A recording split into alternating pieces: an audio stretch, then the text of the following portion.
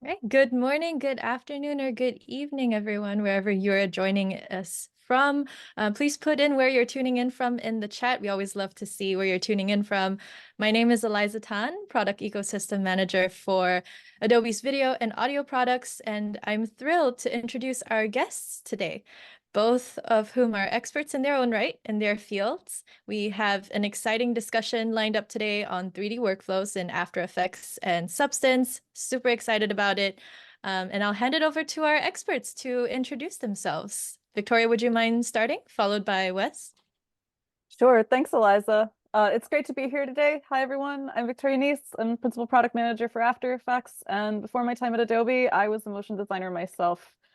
Super excited to show off some of the cool 3D stuff that we have recently released, and really excited to get to use some of the beautiful models that Wes has built and textured, and he's going to show you how he built them. So, Wes, why don't you introduce yourself? Thanks, everyone. Thank you, Victoria. Yeah, it's awesome to be here. My name's Wes. I work on the Substance team. I've worked on the Substance team for around 10 plus years.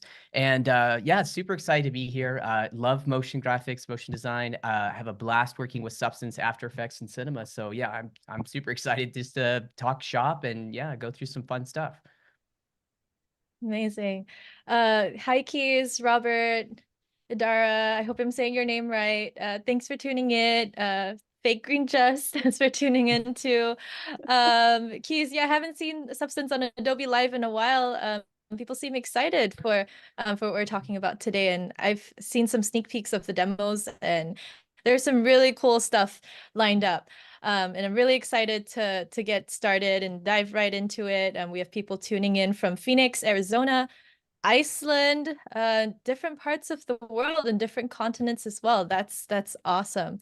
I'll hand it over here to Wes in a bit to dive into our demos. But first, Wes, why don't you tell us a little bit about Substance? I think you're going to be covering Painter today, but kind of what is Substance even for our audience members who may be less familiar with it? How does it integrate with other Adobe and 3D design tools? Would you mind shedding some light on that? Oh, sure, absolutely. Yeah. So Substance is a premier set of 3D tools really geared around authoring physically based materials and textures. And so we have like a suite of apps in the Substance collection. Like today, I'm just going to be showcasing Substance 3D assets and Substance Painter, but we have other tools such as Substance Sampler, which is basically think about it like, sampling the world around you, photogrammetry, working with scan data. We have Stager, which is a lighting and rendering tool. And like I said, 3D assets, which is a huge collection of materials and models that you can use to get your project started really quickly. So like I said, just the kind of the premier texturing, material authoring suite of tools. And that's what Substance is all about. And one of the other things that we're starting to do is really start to integrate into the Adobe tools. So like today in my demo, you'll see me using Illustrator files directly, applying those directly to my 3D model. You'll see the capability of being able to send models into After Effects right from Substance Painter. So yeah, excited to really get into it. I love that. It's that integrated workflow and seamless integration with tools like After Effects and other Adobe tools, and even third-party tools. Like we'll be getting into some Maxon tools today. That is such a differentiator and value add. So yeah, thank you for all those who have just joined. I see people are tuning in from Scotland, Las Vegas, London, Sweden. We have multiple people from Sweden. So thank you for joining us today. And Wes, why don't we go ahead and get started? I know you have a really cool demo lined up for us. Okay, sure thing. Let's jump right into it. So first thing I'm going to do is just start with Substance 3D assets. That's basically where I start all my projects. So first things first, I'm just going to jump in here and do a search. Let's do a smartphone. And so Substance 3D assets contains thousands and thousands of models and materials, HDR lights that you can use in your projects. And so for example, I want to start off with just a mesh.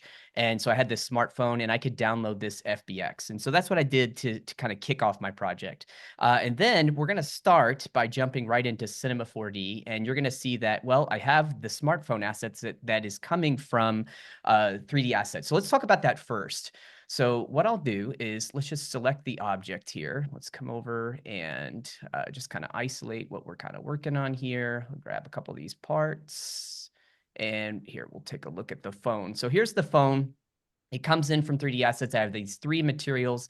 Just to give a quick look at the UVs, here's what they're kind of looking like. Now, 3D asset materials and meshes, or the meshes, I'll say, they do come with UVs, but I'm kind of a stickler about UV layout, so I always kind of go in and tweak things myself once it's done.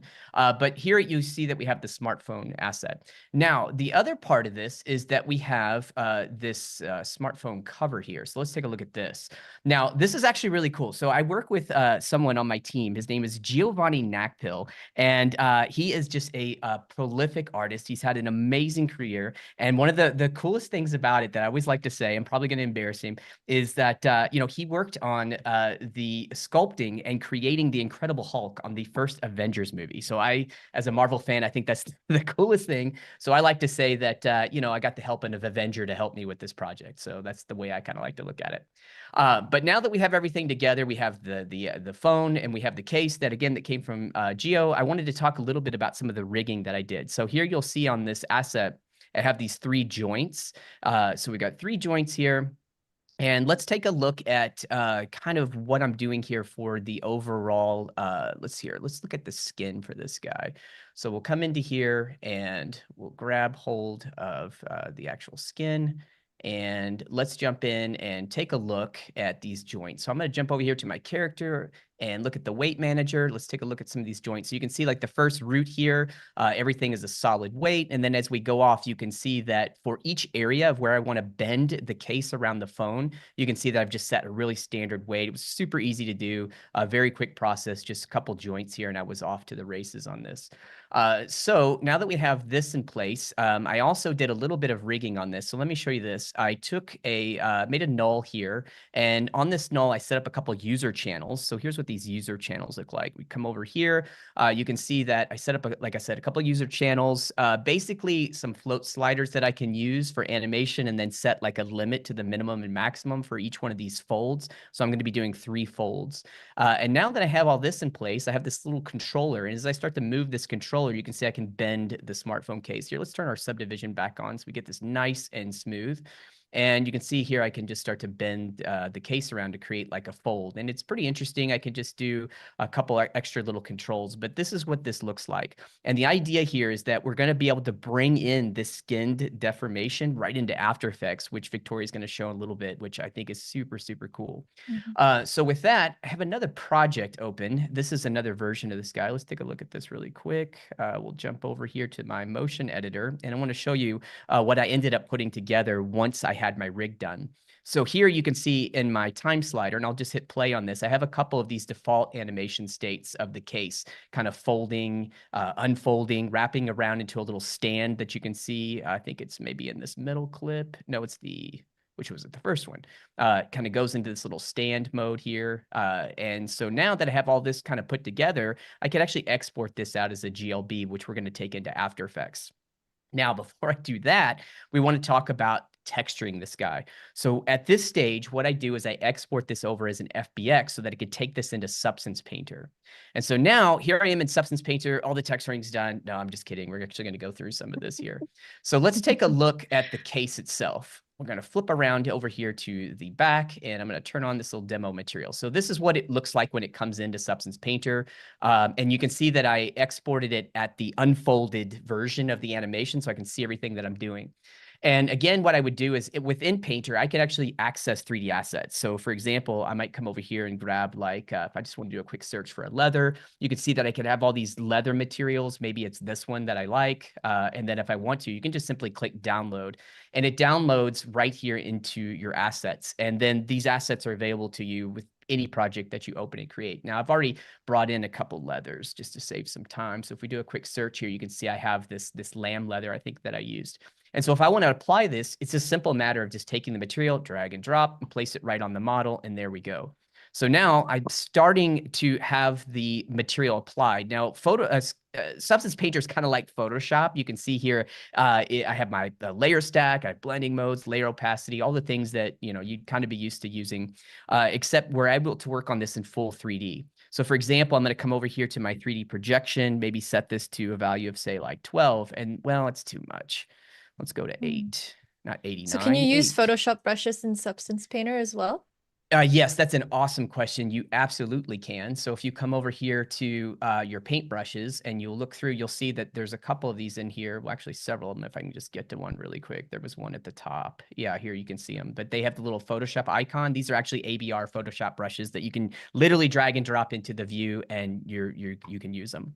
So great question. Amazing. That's So cool. here I've got a material that I applied. You can see because it's a substance material, there's all these parameters that I can change, tweak, set things up so I can get that leather just like I want. And then if I come into here and I just kind of rotate my view around, if I want to mask this, just like Photoshop, I'm going to use just like a layer mask. I'll grab my little paint tool and my fill object tool. We'll grab our object mode and then I can just click and that just easily selects the little 3D objects that I have here in my scene. You can see now we've got these in place. If I wanted to apply like another material, I could do so. But before we do that, let's just move over here and let's take a look at something else that's pretty cool. So let's say that in the original version, I had some stitching on here. Let's put some stitching around on this leather. So I'm going to start by just creating a paint layer. So now I could go and I can paint directly on the 3D model. But we don't want to just paint, we want to add stitches. So let's come over here to my search window and we'll start to type in stitch and I'm going to grab this top stitching tool.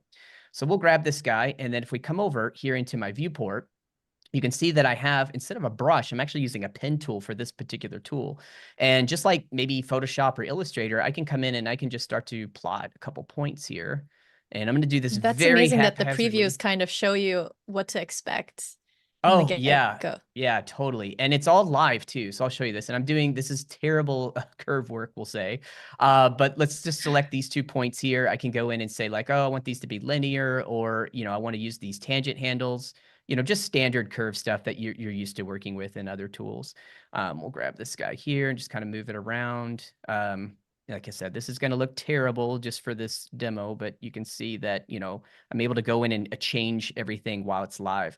Now, speaking of, if I go in and I turn off my little preview here, now we have these stitch in place, but this is still live. So for example, if I want to increase or decrease the brush stroke, I can do so.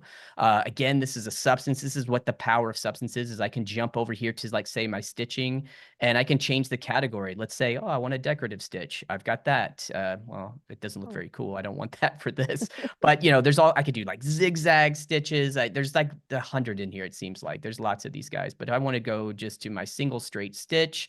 I can change things like the thread thickness, all kinds of settings in here. The puckering is really cool. So I can increase the intensity on this guy to kind of give it a little bit more of that kind of puckering look.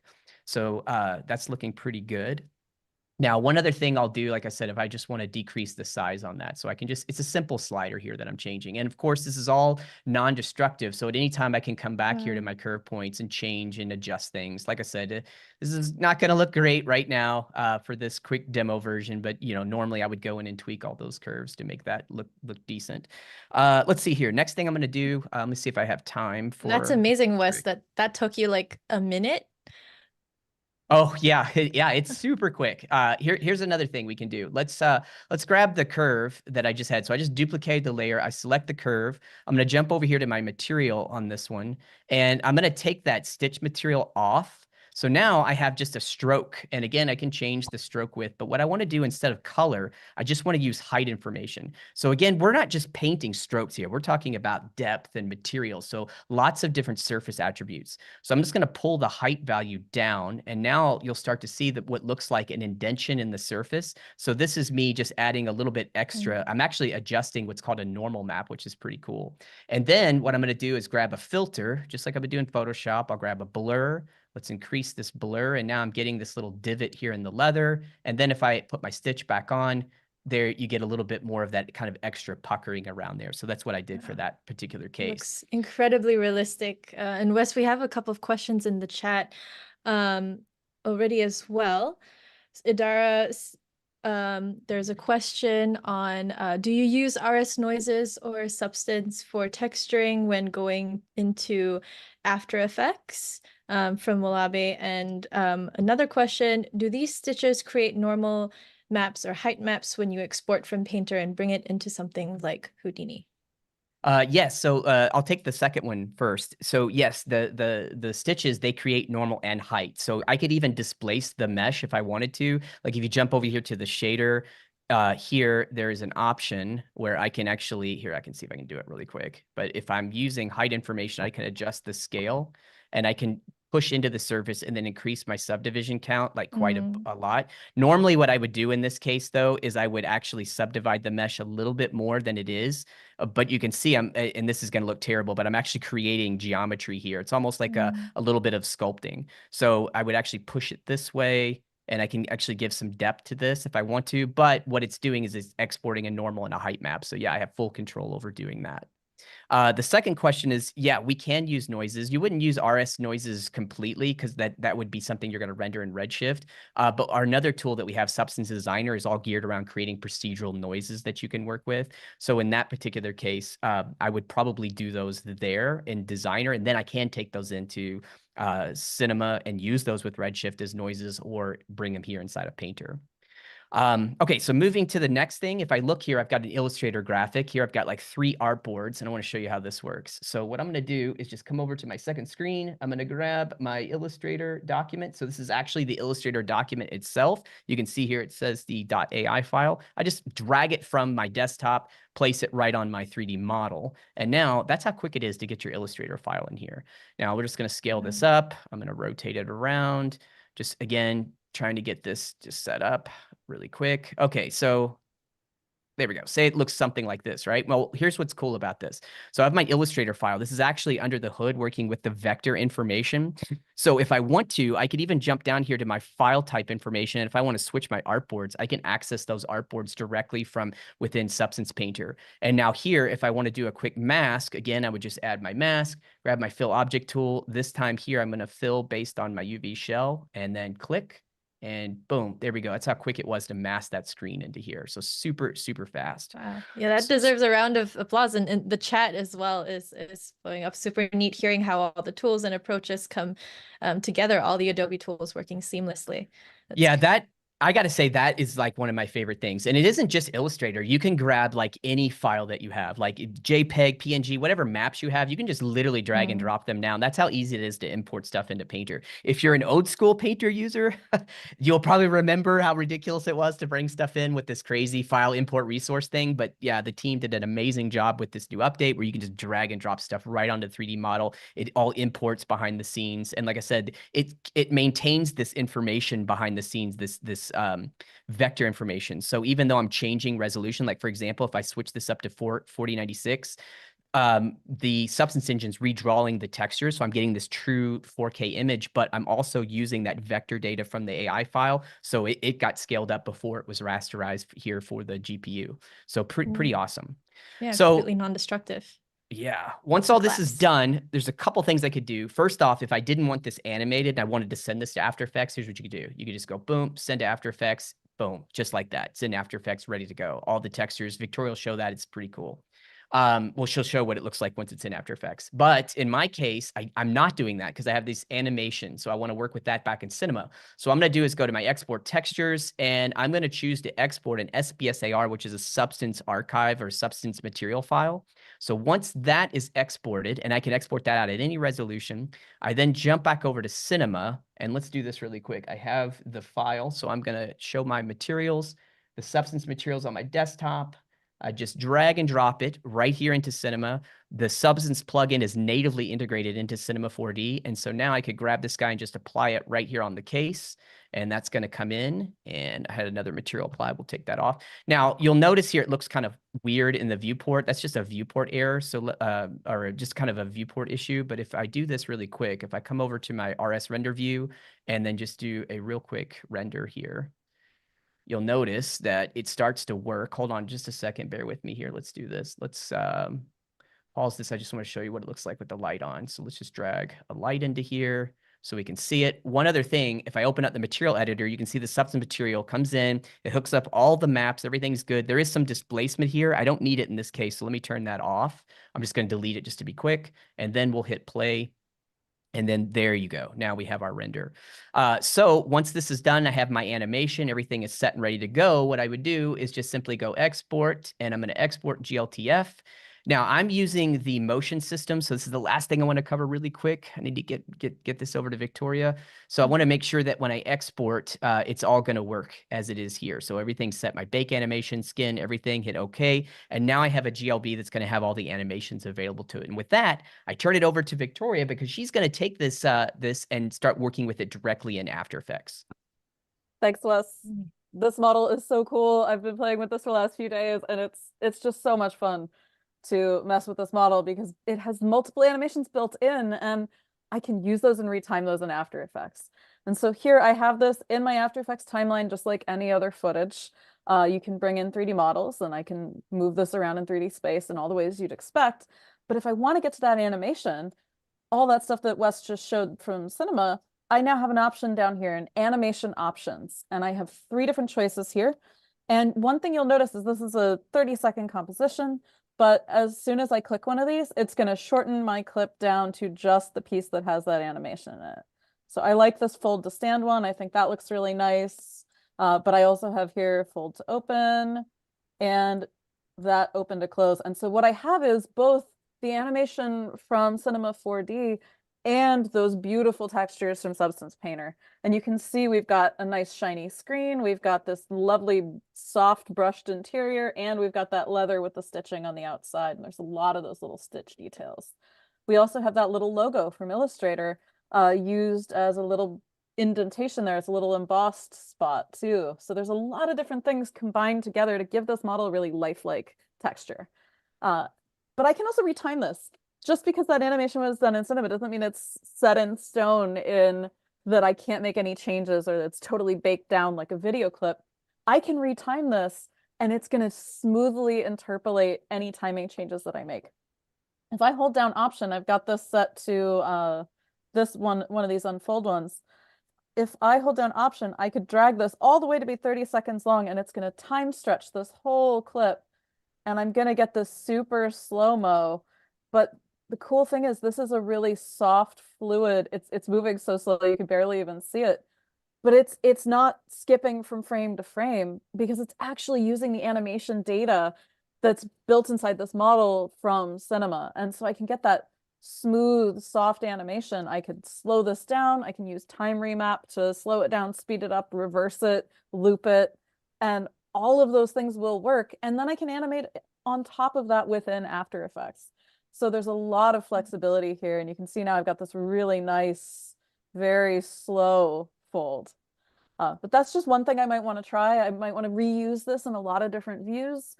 Here we're making an ad for this phone case. And so I've jumped ahead and I've already done this 3D camera track beforehand because I want to put this phone on this desk.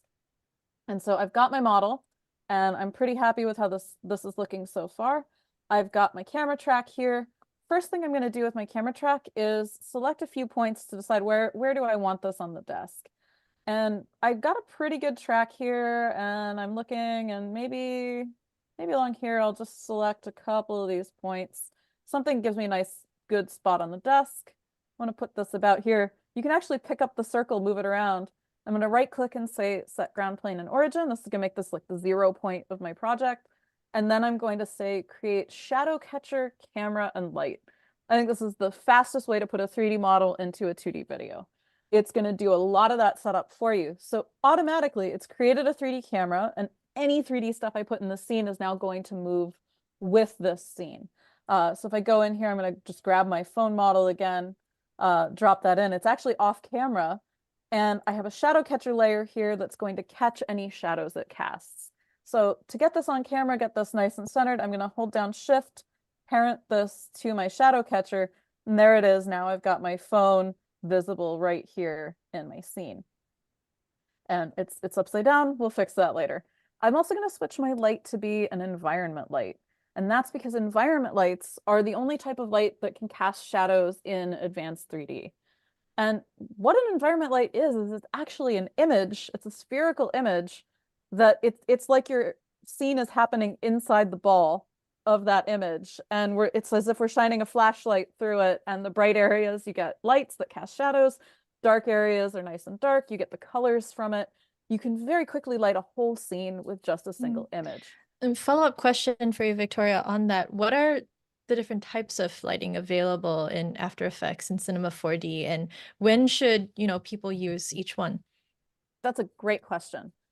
So I love the environment lights, and they're only available in After Effects in Advanced 3D, that you can actually light your scene with an image, but they're not the only light type. And often I'll find myself adding a spotlight to add an accent or really make something bright in one place. There's a few different light types. And one thing that's really great since After Effects 24.5 is you can choose those and switch between them in the properties panel. Your light properties are now available right here, so you don't have to go digging, you don't have to open another window. And so you see we've actually got 5 types of lights. Ambient is really handy because if I switch to this, it's going to turn off all the default lighting in my scene, and you can get some great toon shaded effects with this. And with this model, it's kind of black, it's not going to be super obvious. But you can get a really good, cool, flat, stylized look with that one. Or you can just add a little extra boost to your other lighting. There's parallel and spot and point if you want positional lighting or light that's coming from a single point in space. But in this case, I'm going to work with the environment light because I want to play with the shadow. Because right now I've got a shadow here, and this is going to move with the camera. And you'll see that as the camera moves, this is going to move along. But it doesn't really look like it's actually part of this scene yet. And there's a couple of reasons for that. One of them, shadows going the different direction. Everything else is casting shadows off to the right. This one's going the wrong way. Now, I haven't chosen an image to use as my light source.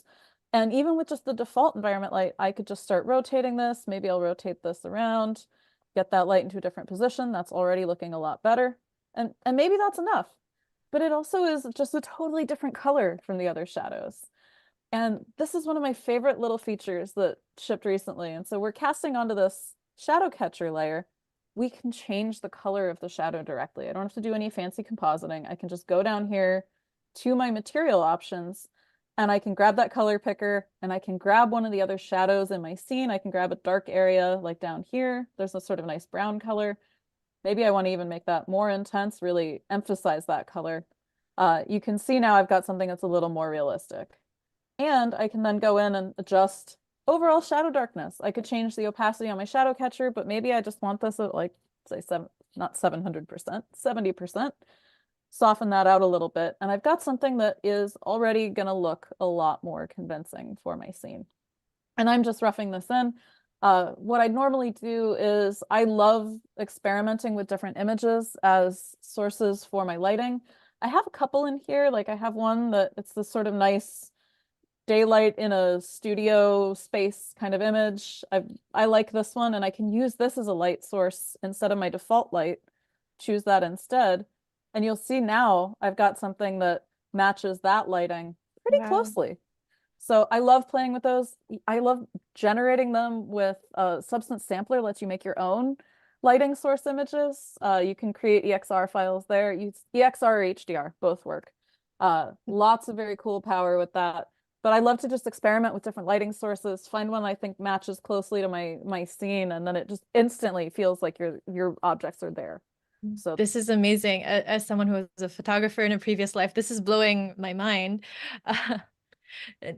And I have a question as well. What about depth of field? That's a great question. You're already skipping ahead. I'll get to that one in a minute. We have also some follow-up questions. Sorry, while we're on lighting, before we jump there, I guess. Could we add studio light? There's love for toon shading, and how natural this looks. And there's also a question about, can we change screen textures in AE for the 3D model? But perhaps we could start with studio lighting. Let's talk a little bit about, I'm not sure exactly what we mean by studio lighting here, because that could be a couple different things. You can add multiple lights to your scene. So here I'm just using a single environment light, but I could add a spotlight. I could do full 3-point lighting, like I was setting up a film shoot and have, key and fill and a backlight. You can do all of the different kinds of lights. But I always, with 3D objects, like to start with an environment light because it gets me oftentimes 80% of the way there, sometimes even more, and gets me something that feels like a really good starting point for a more artistic, art-directed kind of lighting setup. But let's talk about the phone screen, because that is a great question. I'm going to jump ahead to my next pre-comp. And this is one where we've already done a bunch more animation. So I've taken Wes's model and I've time remapped one of the animations. I'm using the one where it unfolds into a stand. And so now I have this model flying up into 3D, popping around. Let's jump into draft 3D here. We'll get a really nice fast preview. I can hit spacebar. This will play pretty much always in real time when you hit draft 3D. It's going to unfold and then it's going to land back on the desk. And I'm using that same camera track. So now I'm able to animate on top of that moving camera relative to that camera. So I've changed the timing on this so it doesn't unfold right away. Half that animation is on the After Effects side. I'm playing with position and rotation, having this flip up in space. But I want this That screen looks to be so editable. good. This model is so much fun to play So with. good. The screen is actually a separate layer here, and it's parented to the phone, and it's underneath the glass layer of the phone. So we're getting reflections from the environment light, but we also have the ability to drop in some video clips or anything else that we want. This is a pre-comp. There's just a couple of video layers in here, and we can play with this and experiment with what's in here. But I can use essential properties even to just swap these out. If we wanted here, I could even drop in, here's the room I'm in, and you can see that's now on the screen. So you can really very quickly update what's here. And you could imagine having, especially you're animating a UI demo for an app and you want to update what's on the screen and then composite that phone model into someone's hand, things like that. You can do that all in one composition. There's a lot of cool stuff here with being able to swap that out. I could have an animated screen here with a lot going on. These are video clips, and you'll see that as this is animating, even though the model is being time remapped and I'm only animating it here, this screen is going to continue playing over time, and these animations are going to continue with these video clips. So you can, that's a good reason to have these separate, is so that you can adjust your model timing and your screen in the same composition. Someone asked about depth of field, and that's the next piece. So we've got our model, we've got our shadow catcher creating the shadows underneath it. We have our animation, and now we want to make this look a little more like it's in the scene. So what you need to do depth of field is pre-compose your 3D scene. This is the important piece because we have to be able to apply an effect to the scene as a whole in order to get the depth data out of it. And so I'm going to jump ahead to my nice little composited version here, where this is out of focus, this is out of focus, this phone should be too. This whole plane of the video clip's out of focus. And what I've done is made a copy of my pre-comp that is this composition here with my phone and my lights, everything 3D in my scene, my screen. And I've made this copy and I have applied the 3D channel extract effect. And what this effect does is it gives you a depth map where things that are closer to the camera, like when this flies forward, it's really close to the camera, it's going to be bright white. And then as it goes further into the distance, you'll see that it gets darker and black is all the way in the background. And so I have this nice depth map here of my model. You can also do a ton of really cool things with this layer once you have this. Lots of fun as a resource, but here we're going to use this to create some depth of field. And so I have my other copy of my pre-comp of my phone scene, and this just looks like this, just the phone. And I've applied the camera lens blur effect. I just have the radius set to 3. I've set this to try to look as much like this shot as possible. I think it's a sort of hexagon kind of iris shape.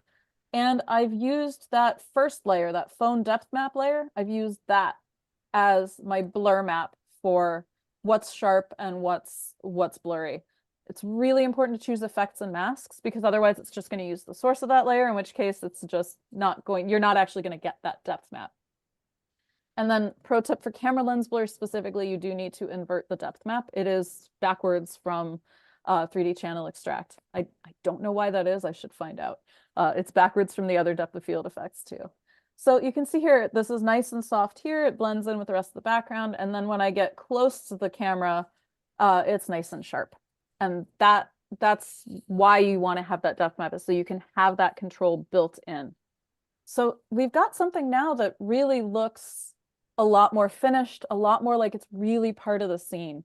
And that's why we've been calling these 3D compositing tools, is because it's about not just bringing in a 3D model, but being able to make that model move in a moving background and have it all look like it's one thing. and have it all feel like a cohesive whole. And before I wrap up on this, I will show you the finished thing.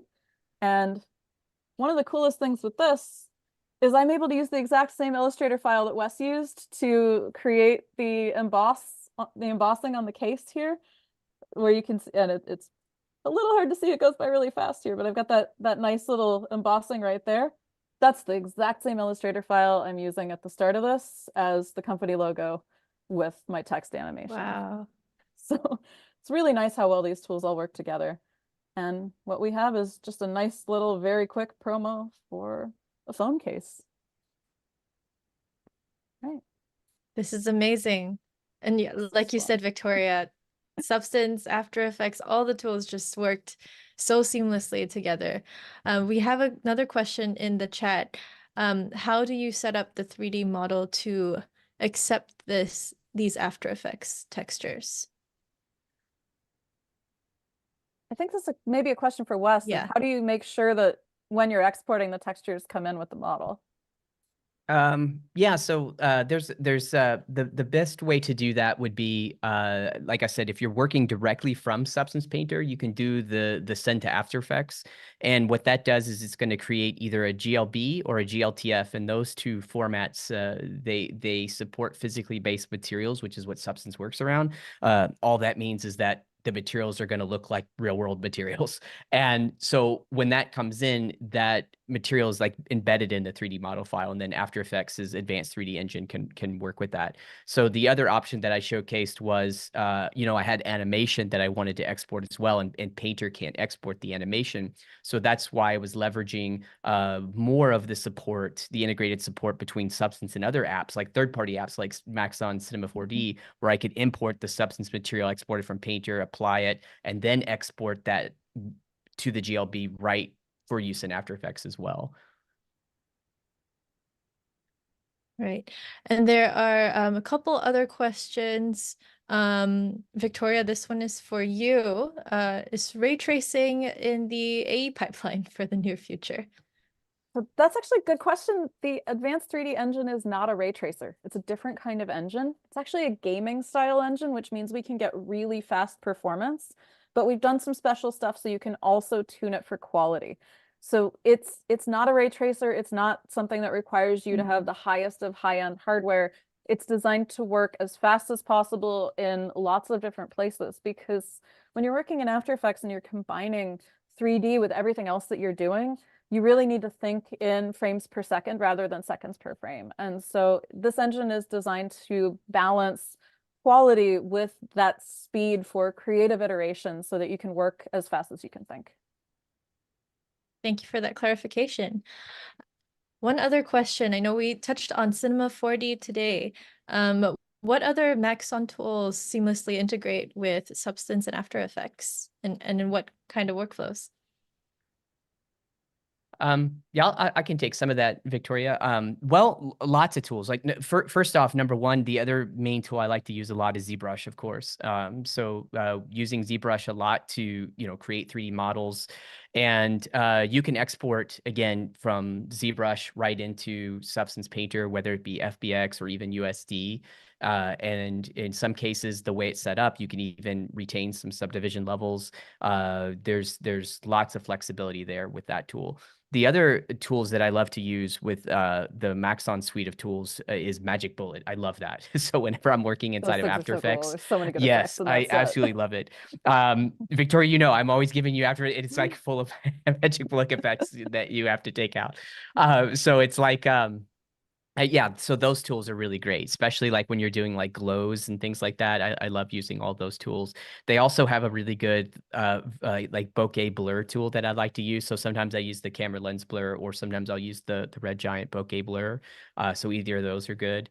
But I would say mainly, I mean, you do have kind of a powerhouse set of tools when you're looking at ZBrush, Cinema, and then Substance, and of course After Effects to come in for the compositing work. Those are kind of all my favorite tools in one. So maybe I'm biased by saying that. Victoria, did you have anything to add to that? I think Wes summed it up really well. There's sort of tools at all these different phases of the workflow, and things work really nicely across the different tools, and you can put them together in different orders. Really depends on what you're trying to do. I also saw somebody was asking about toon shading in After Effects and a little bit more about ambient lights. So I would love to do a little micro demo of that. So I've grabbed my phone here, and you can see by the default lighting, like there's some reflection. I've got a little bit of light and dark areas. If I turn on this ambient light, it's gonna go super flat. It's gonna turn off all that default lighting. And this can then be your basis for creating all kinds of rendering effects. So I could have something super flat like this. I can make a new adjustment layer on top of that. And I could start applying different kinds of effects. I mean, I could even go on, if I really want to do something that looks toon shaded, use the cartoon effect and create something that's got that flat toon shading in just a couple of clicks. So this is a very good, quick setup. And what's cool is I still get those nice stitches. It hasn't removed some of those lovely little details. Those are still there, but I've got that very quick and dirty cartoon look. You can play with all kinds of different After Effects effects here. Anything you can use that you'd apply to a video, you can stack on top of a 3D model as well. You just need to throw it on an adjustment layer. But ambient light is the shortcut to making something flat and toon shaded. That's so cool. That is so cool.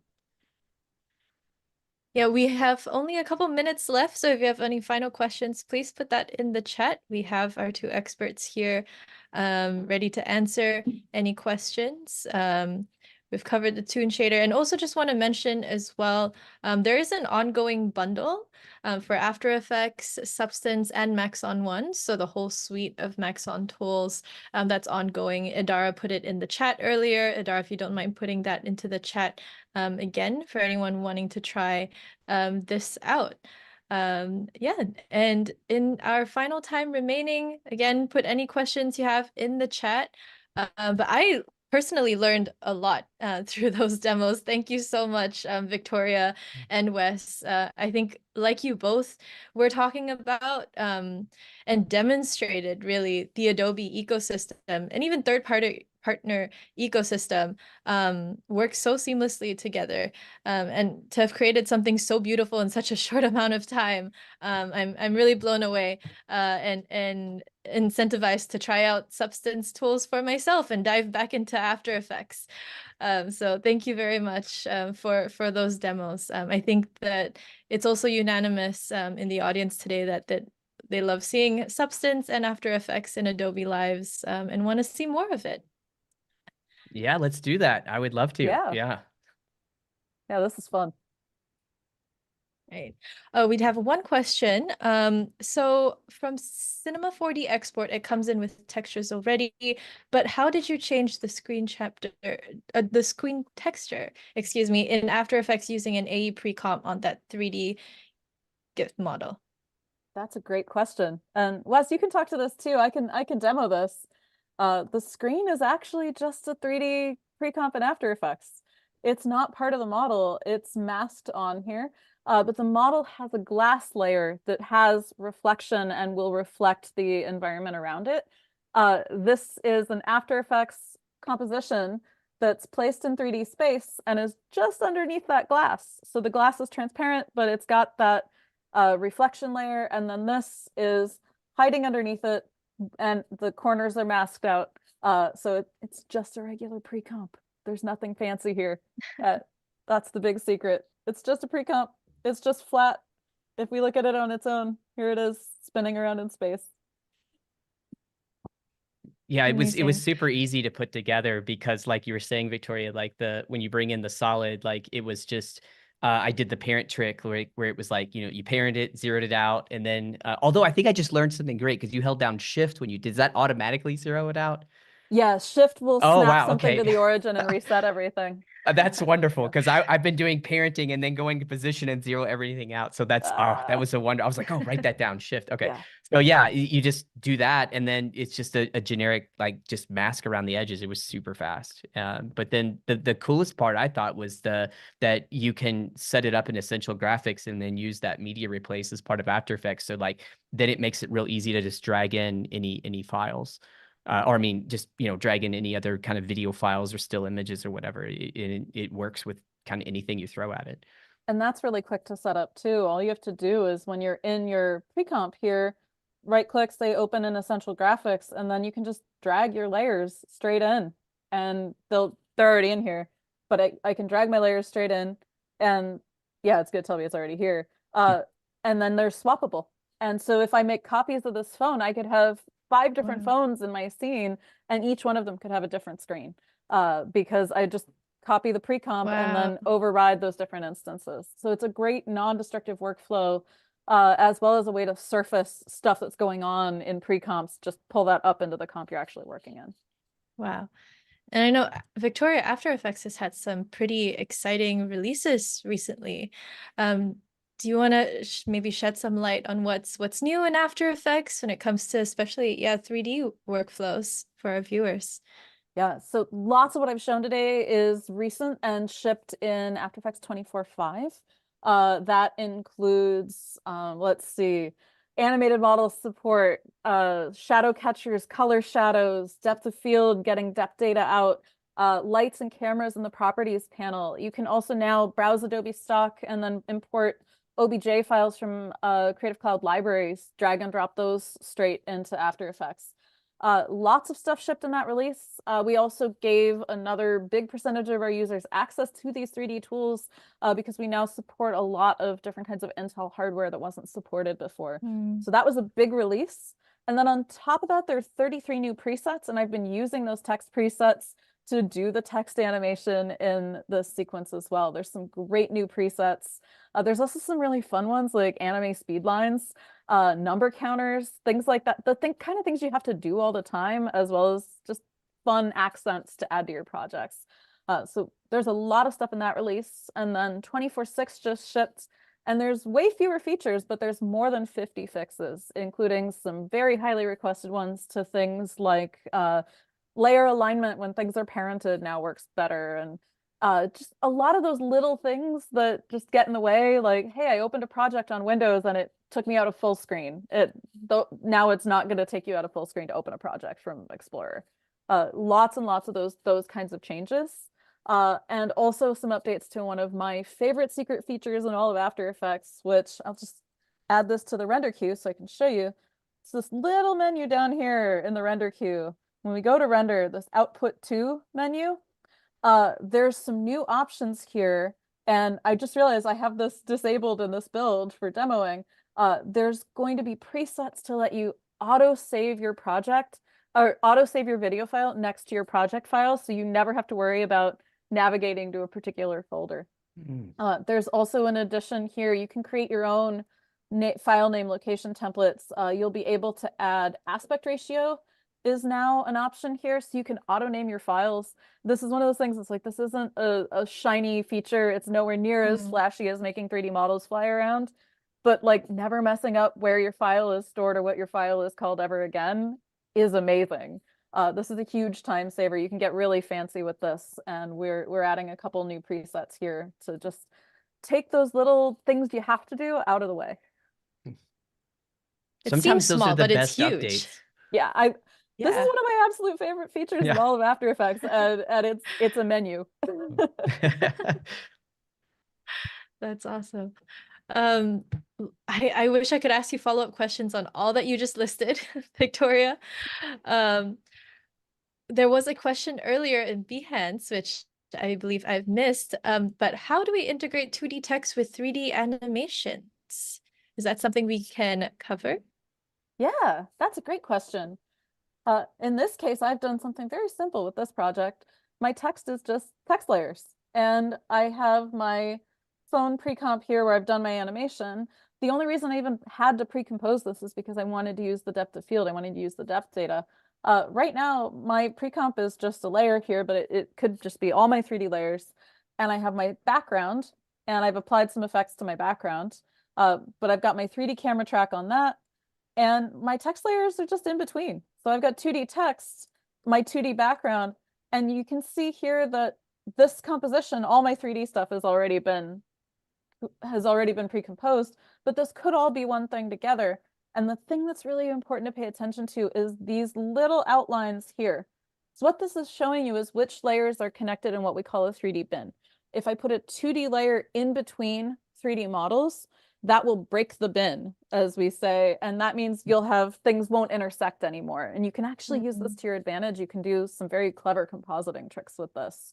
But you can have 3D models, 2D text, all in the same composition. You can also make 3D text, and you can extrude your text as well in advanced 3D. So you can have 3D text flying around with your model.